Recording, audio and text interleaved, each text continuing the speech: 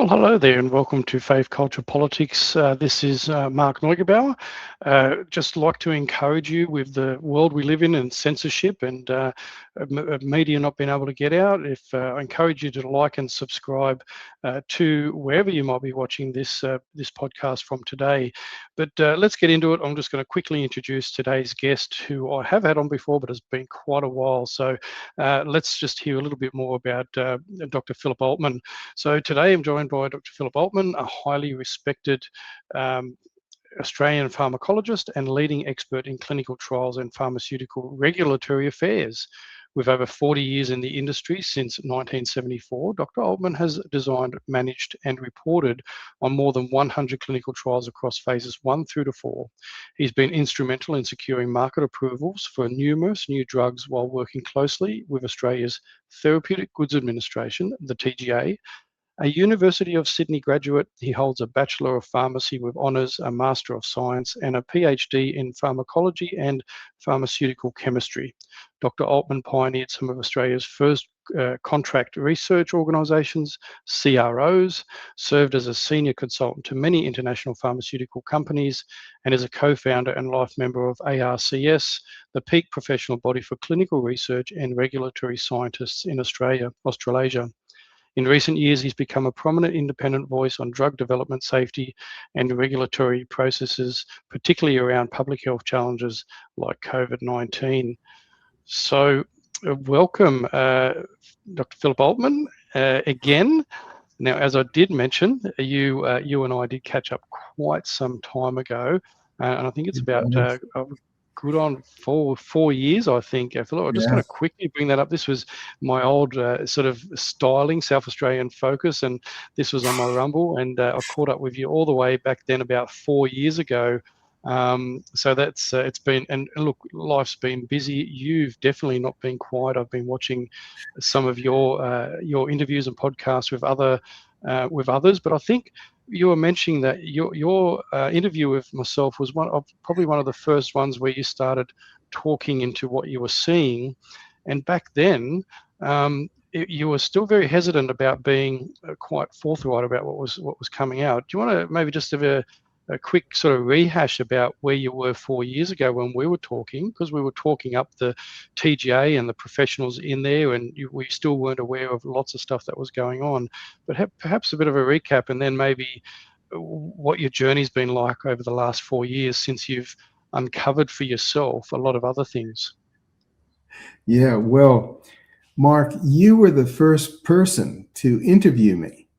And that was more than 4 years ago. Yes, you're quite correct. And at the time, I was shell-shocked because, of course, I was a big pharma guy. I was the epitome of a big pharma guy.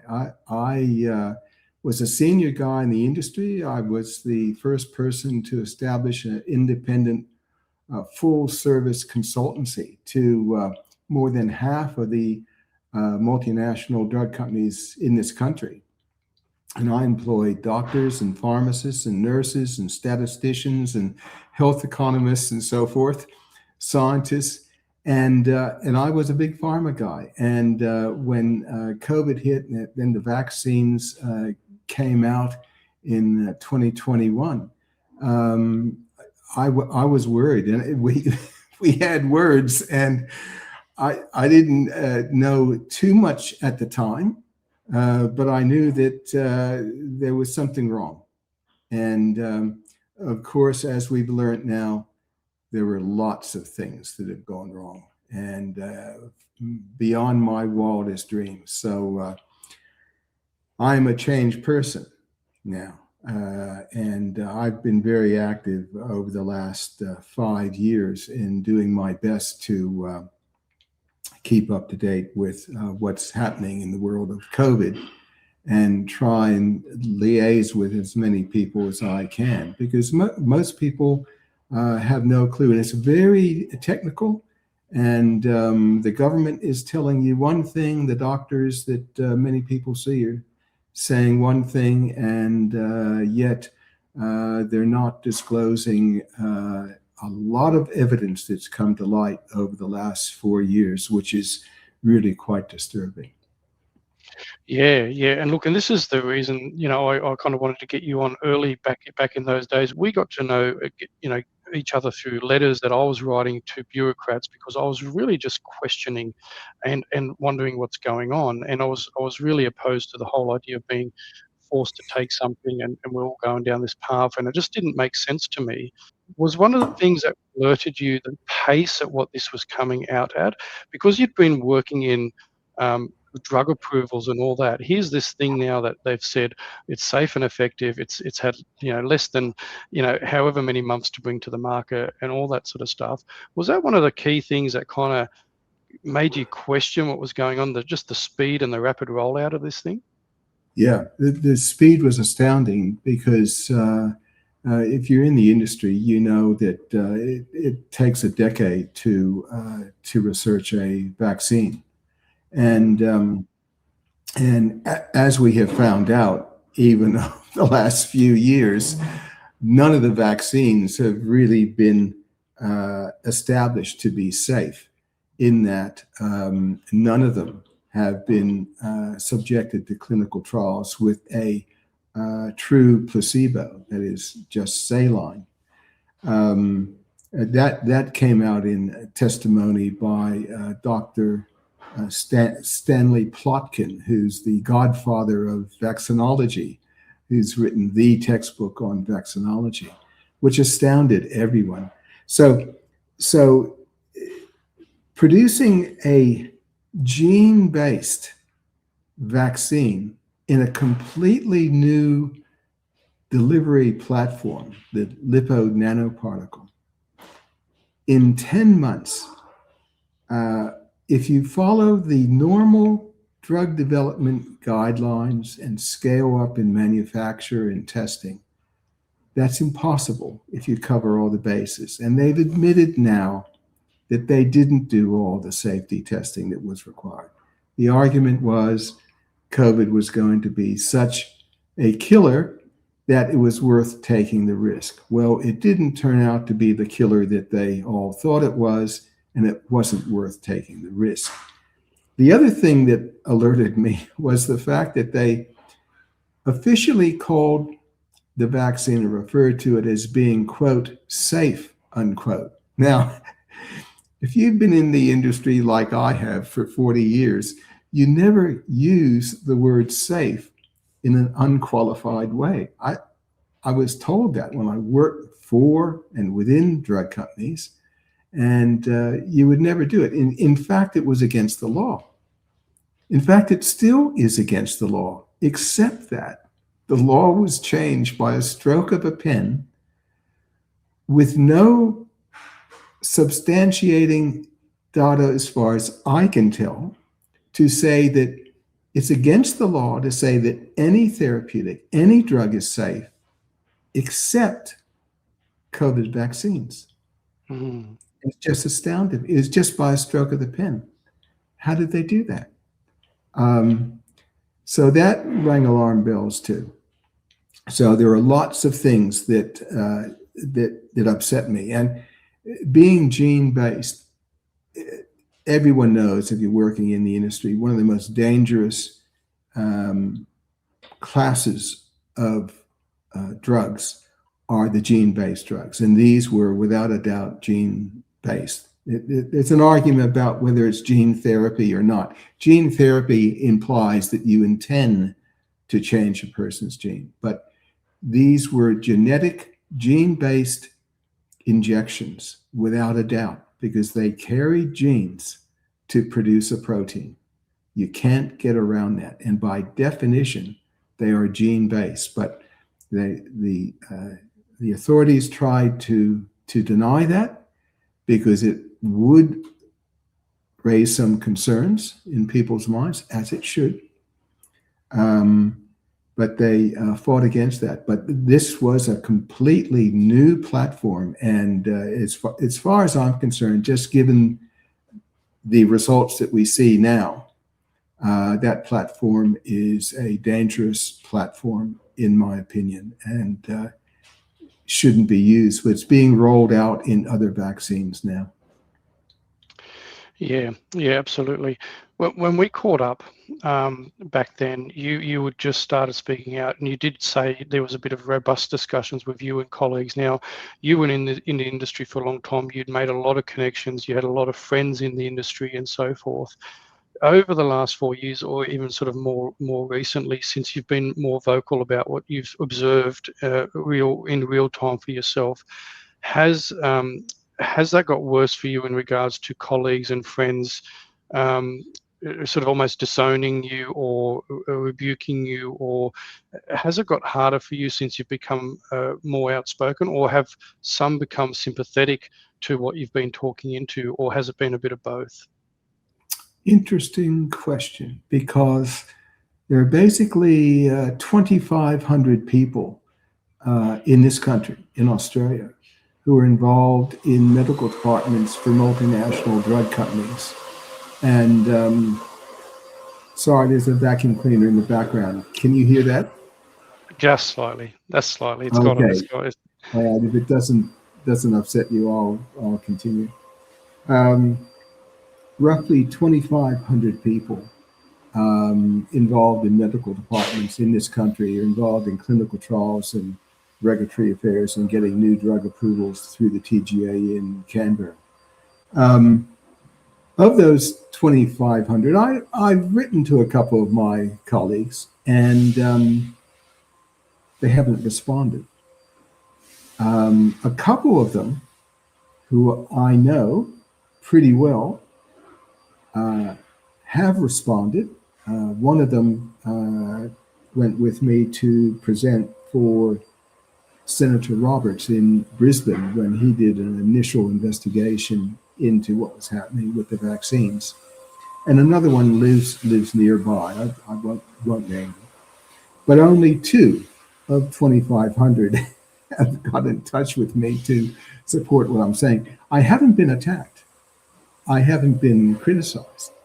I think most of them know that I've been around longer than almost anyone else in the industry, and I'm highly experienced. I've seen many things, and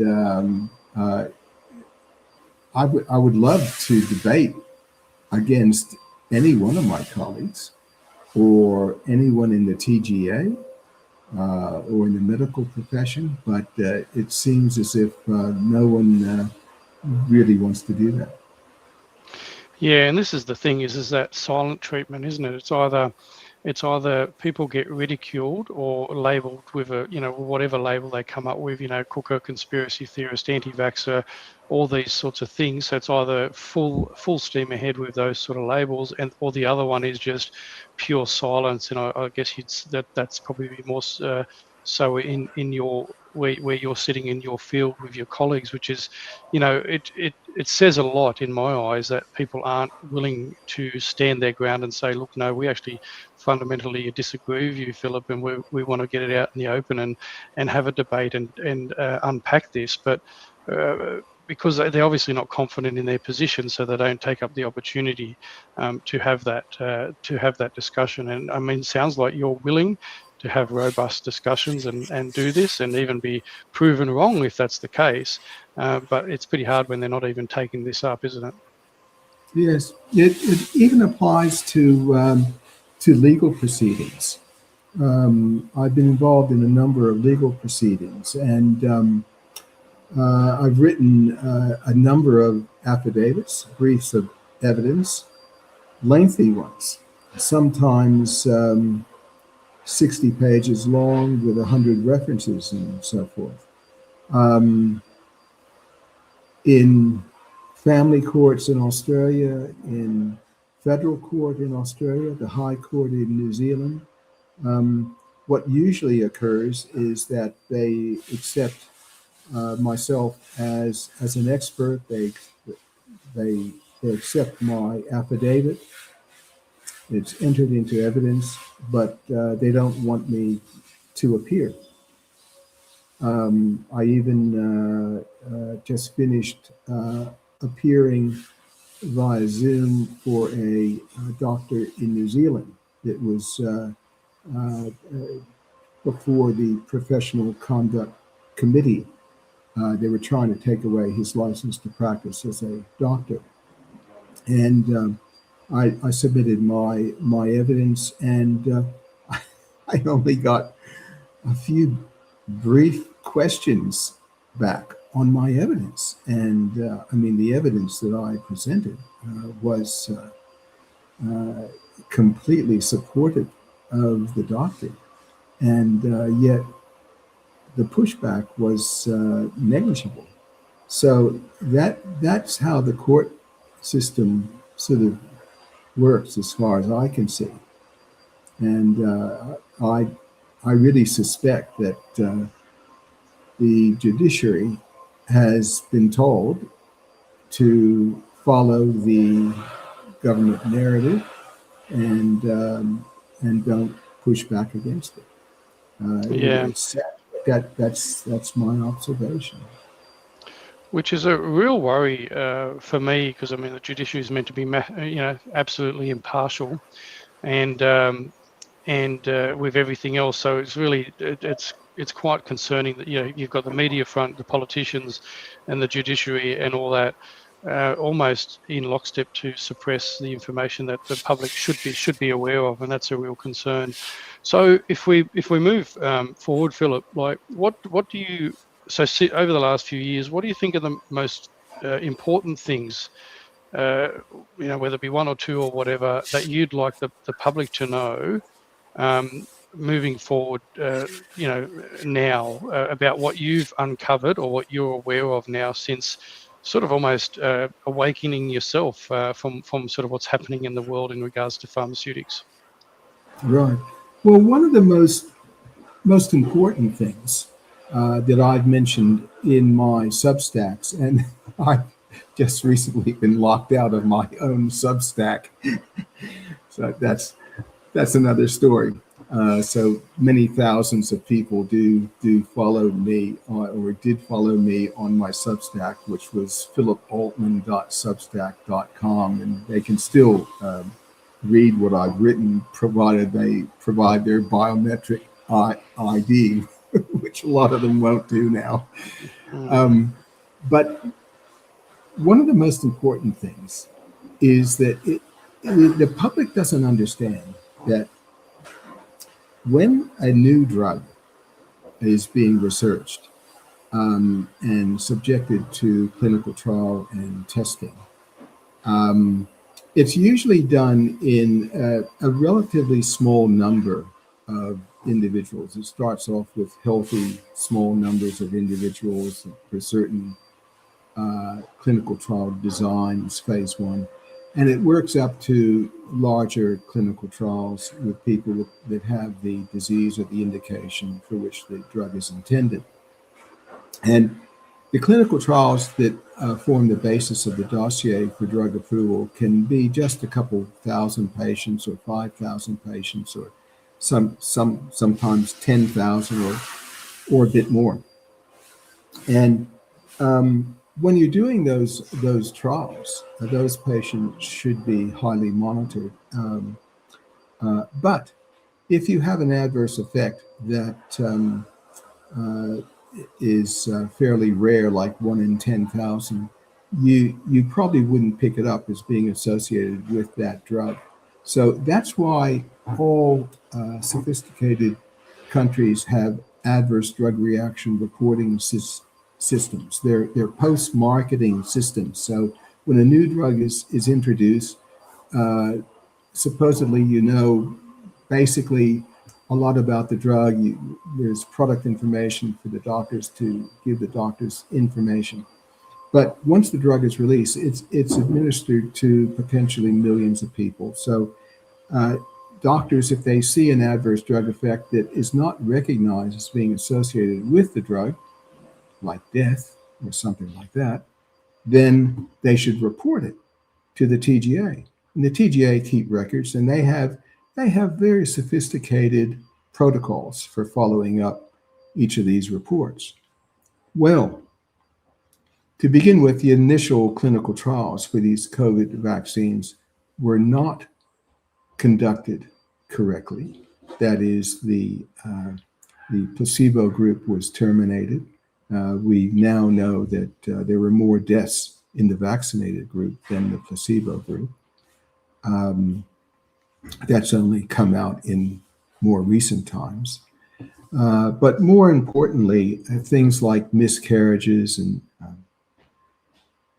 things like that were not focused upon.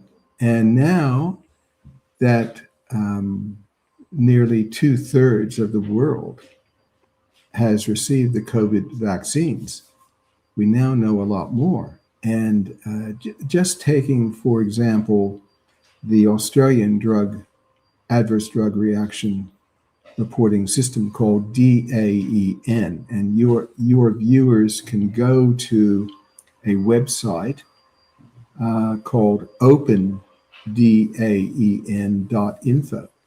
And that information is a compilation of the adverse drug reaction reports that have been submitted to the TGA. Now, the TGA don't let you know this. They don't widely disseminate this information. They mention it in some of their reports online, but opendaen.info will give you the up-to-date numbers of adverse drug reactions. For example, as of today, I believe there's 1,053 deaths reported to DAEN.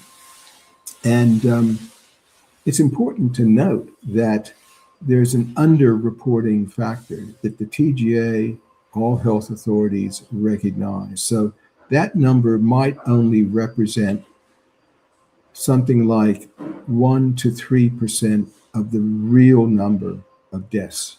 So we could potentially be looking at 100,000 deaths related to the vaccination in Australia. That doesn't mean that every death that's reported is caused by the vaccine, but it needs skilled hands to investigate every death. And unfortunately, that's not happening. Let me give you some numbers. Of those 1,053 deaths reported to the TGA, and what I'm saying, that could be 50,000 in reality or 100,000. We really don't know. Of those 1,053 deaths that were reported, 35 deaths occurred on the day of vaccination or within 24 hours in seemingly otherwise healthy individuals. That in itself is not proof of cause and effect, but that temporal relationship is certainly a red flag. And every one of those deaths should have been fully investigated. And under the Freedom of Information Act and requests that were put in by a number of people that I know pretty well, they found out that none of those 35 people were fully investigated to determine the cause of death. The TGA only claimed there have been 14 deaths in Australia and no deaths in children, whereas this data suggests that's not true. It actually gets worse, because of those 1,053 deaths, 266 of those 1,053 reports had no time of death in relation to vaccination. So you could be looking at 266 plus 35 deaths dying on the day of vaccination, up to. Wow. So yeah. There are, in addition to that, 140,000 adverse drug reactions that don't involve deaths. Now, these numbers are staggering. No new drug that I know of can even come close to this. And people were arguing, oh, but,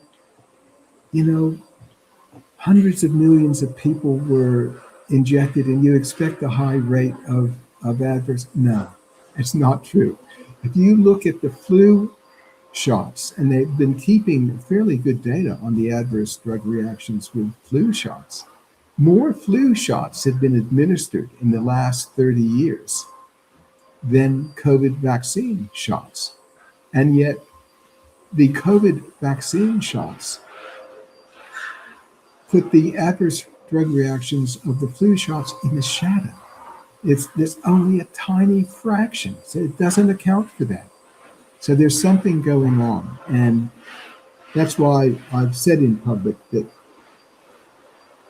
I believe that the adverse drug reaction reporting system is broken, and it is one of our most important safety nets to ensure that any drug that's released for public use is closely monitored and scrutinized for safety.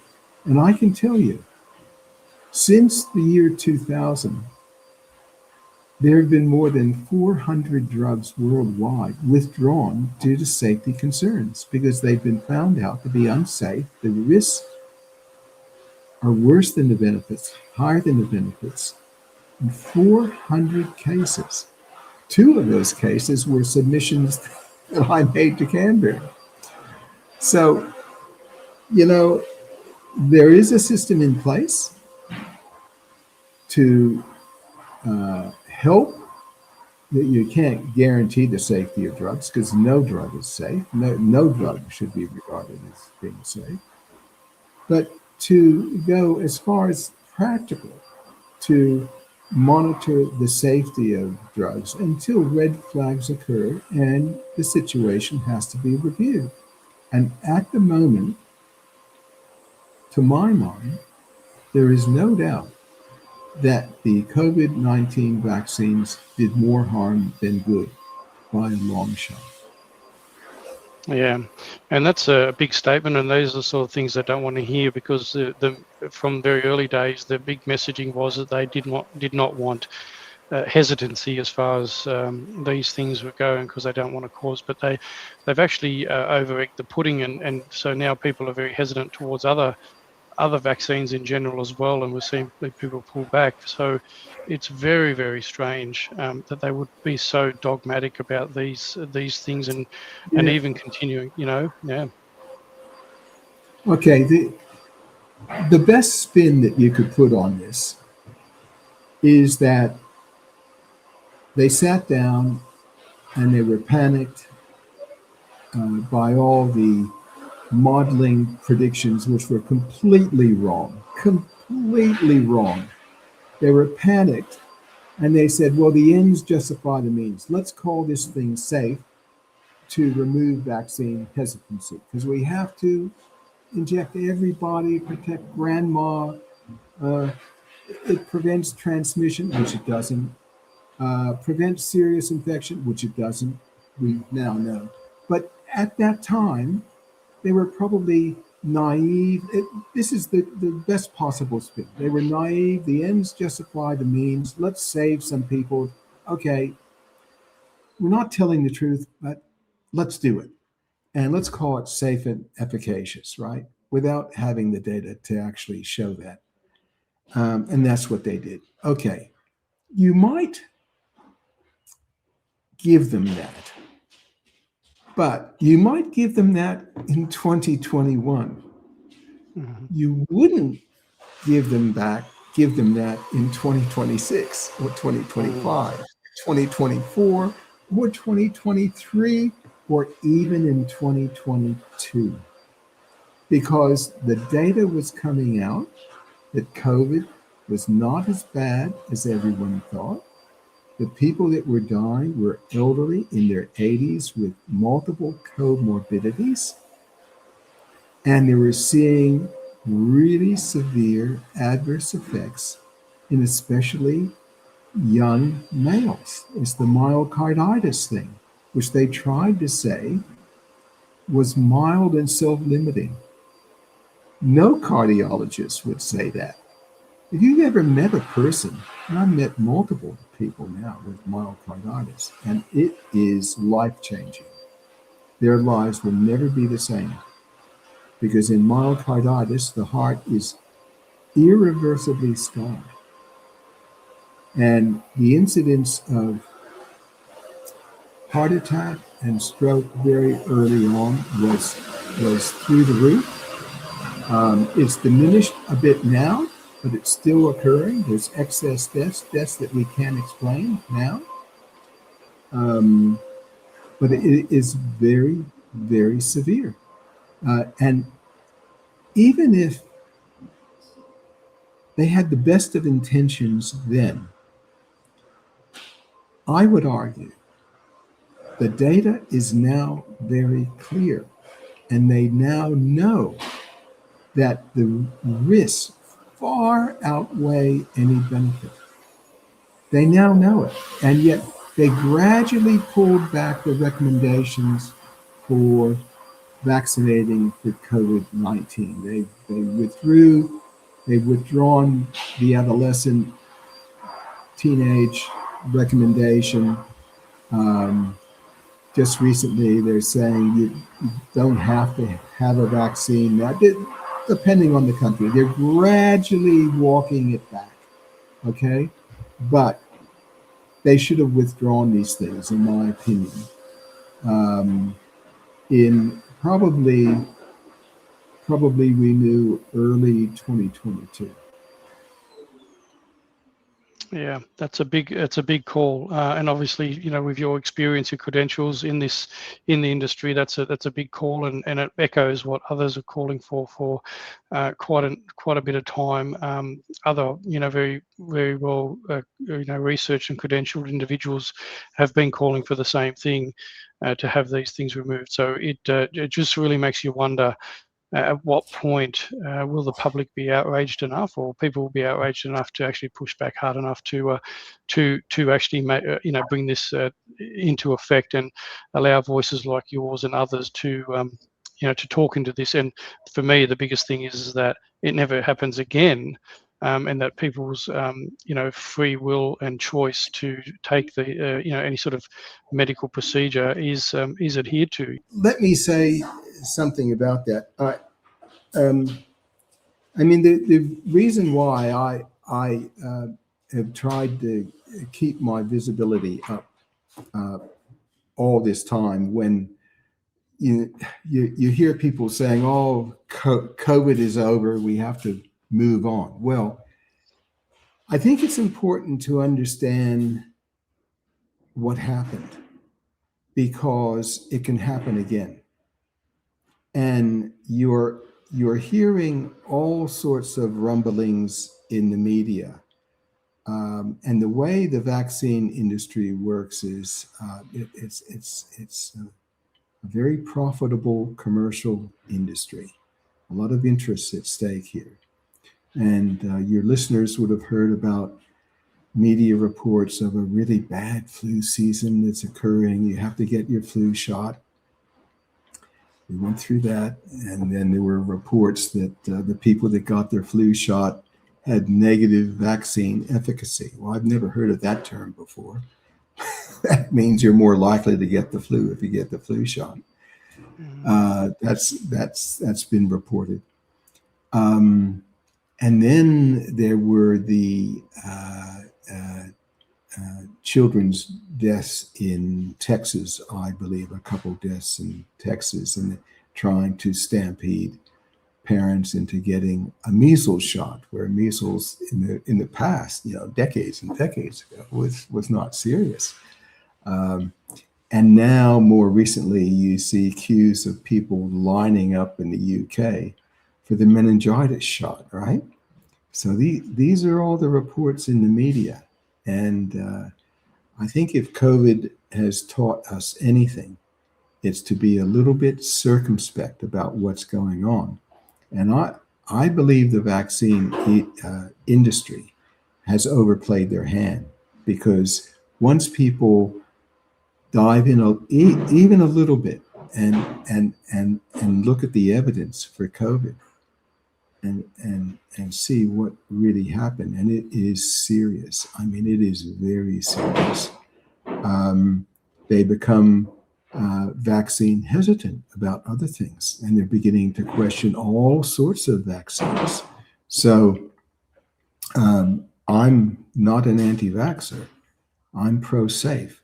I want to know if a vaccine is being given, has it been proven to do more harm than good?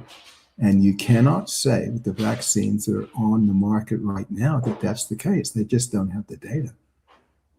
Yeah, and this is the case, obviously, a lot of people. I mean, I had my kids immunised, I was immunised, we talk about immunisation, and many people that I know of were exactly the same. They just were cautious about this one for very good reasons, but yet they class you as an anti-vaxxer. And to turn around and tell people like yourself that's been in the industry for so long that you're an anti-vaxxer, or anybody that's been in the industry like others, Robert Clancy and other people, lots of other people, is very interesting. But you're taking a different path now. You look like you're wanting to continue to educate people. Obviously, you've been doing lots of podcasts on, casters like us and others that you've been on don't see the light of day in mainstream media, obviously. But you've got to, we want to kind of break outside of the of our own bubble, right? But you're doing something, and I talked to Judy Wallyman the other week as well, and caught up with her, and you're actually collaborating on something with her, coming up and doing something publicly. And it's really just the key is to let people know the event's happening, and for you to be able to speak into that. So you're going to be participating in this this event, the vaccination conversation. And so on this flyer, we've got why are chronic illness, autism, and autoimmune disorders on the rise? Could vaccines play a role? I mean, pretty simple question. We need to be able to get it out there. Are we really being told the whole truth? So, you and I talked about censorship, and we do on many platforms. Why aren't we allowed to ask questions? Is big pharma influencing science and medicine? So you can hear from the experts, and you're obviously going to be one of those. And that's at Thursday, the 23rd of April, 2026 at 6:45 p.m. at Awaken Church in Canberra at 490 Solwood Drive, Canberra. And the tickets for that are $20, which is quite a reasonable price for tickets to hear some professionals and experts in the field speaking about their experience, and I guess their concerns in regards to where we've got to now. So is that an important thing for you to get involved with other people like Judy and others who've been researching vaccines for decades and faced a lot of criticism and attacks? Is this something that you'd like to see yourself doing further to get sort of a message out there and have people ask genuine questions?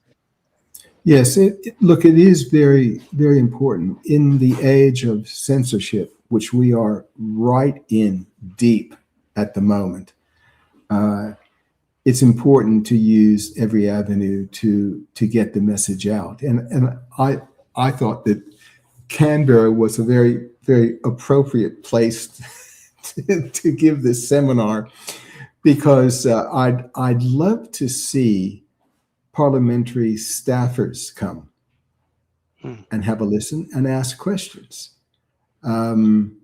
It's very important. I just noticed on X that Alex Antic requested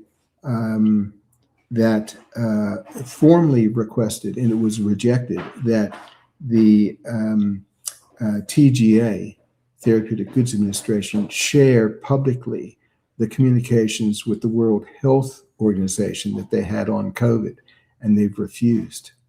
Mm-hmm. Mm-hmm. Now, for a government that came to office with the promise of transparency, we have not got transparency from the Albanese government. We were promised a royal commission into COVID, and it didn't occur. And it didn't occur for a good reason, because there are lots of people that have made huge mistakes and have done things that they wouldn't be proud of now. And that's very, very disappointing. They had a royal commission in New Zealand that just reported, but the terms of reference were couched in such a way that they didn't address the hard issues on purpose. They have the same problem in New Zealand, and they know it. And this is not particular to just Australia. It applies in Europe. It applies in the U.S. and Canada and Sweden and Australia. The same thing. They've made huge mistakes. Almost everything they told us about the safety and efficacy of the COVID vaccines was either misinformation or disinformation. The masking was not based on any science. The social distancing was not based on any science. And they went further. They actually prevented people from being effectively treated for COVID until they got so incredibly sick that they had to go to hospital. Now, that's inexcusable. In my view, people need to answer for that judgment. And this is why mistakes have been made, and it is so many people have been affected. So many people have died, and are still being affected by it. It's not only just the businesses that went bankrupt and closed, and the marriages that broke up, and so forth, and the damage to the economy is just hundreds of billions of dollars. This was madness. If anything needed a royal commission, this needed a royal commission. I mean, Australia had a royal commission into pink bats, where there were 4 deaths. We're potentially looking at 100,000 deaths. So I just have to shake my head and say we're not being led by people who have our interests at heart. They're looking to protect themselves. Yeah, it's very it's frustrating because we're looking for accountability, transparency, honesty, truth, and all that.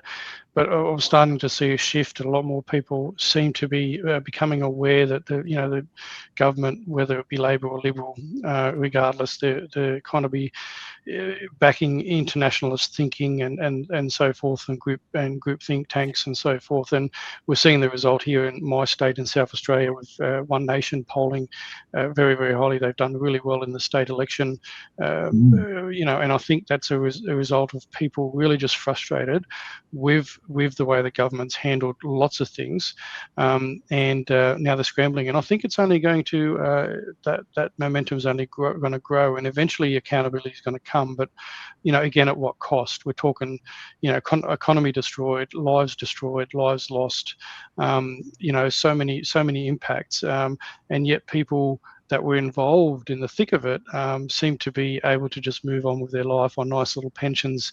Right off into the wind. Our friend Professor Skerritt from the TGA, he's now moved on to a nice, cushy, well-paying kind of thing, I'd imagine, and living off good money from his retirement. Well, he's now involved in the biggest pharmaceutical lobby group in the country. We see that so often, don't we? You have to shake your head about it. He's going to. Now, I'd like to give a shout out to Senator Malcolm Roberts of One Nation. He was the first federal politician that seriously jumped into this with both feet. And he spent an enormous amount of time in trying to reveal what was happening. And I have a lot of regard for that guy. Yep, 100%. And if people want to go to his website anyway, the Malcolm Roberts website, you'll see that, and just put in COVID, him and others, obviously Alex Antich were involved, and Ralph Babette, but it was organised through Malcolm Roberts and One Nation. Actually had 3 independent inquiries where I believe, were involved in giving testimony in that as well. So, and this is why I say, as one of the only party that actively looked to give information to the public, but obviously that was suppressed. No media ever talked about it. It was all done in the, again, in the echo chamber of the people that were, following this, but the Australian public weren't made fully aware of that, or if they were, Malcolm Roberts and others were labelled as cookers and conspiracy theorists and anti-vaxxers and all this. But yeah, the people will realise what the government has done, like Liberal and Labor together, and what they've sought to hide, and the parties and individuals that were actually at the forefront of trying to educate the public as you did and you have over that time. People will look on them in a different light, and they will look on people like yourself in a much more favourable light, I'd imagine. I think the biggest thing for people to grapple with is that acknowledgement that they've been hoodwinked, that acknowledgement that they've been misled, and not by the people that are being called misinformation and disinformation. So look, I'm conscious obviously in time we were gonna not go too long, because we know people, there's so much going on and people tend to glaze over, but it's always a big insight to hear you and speak to you. But I just wanted to give this one more plug. If people are in New South Wales or around Canberra, the vaccination conversation, look, $20 a ticket, it's 4 coffees roughly. It's not going to break the bank and what have you got to lose to go and listen, and discern the information that's been presented to you.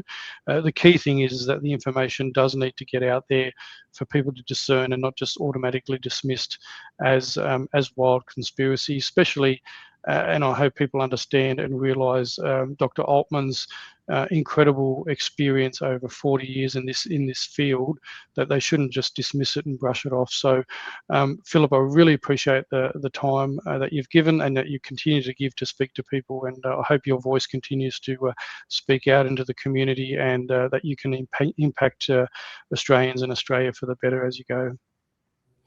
Thank you very much, Mark, and you're doing a great job. I listen to you from time to time. Please keep going. You have an excellent podcast. Yeah, no, appreciate that. Thank you. No, I'm not going anywhere. As much as these people would like people like me to disappear, we're going to hold their feet to the fire and continue. So between you and me and many others, we'll just continue to move forward and do that. So good on you, Philip. All the best. Okay.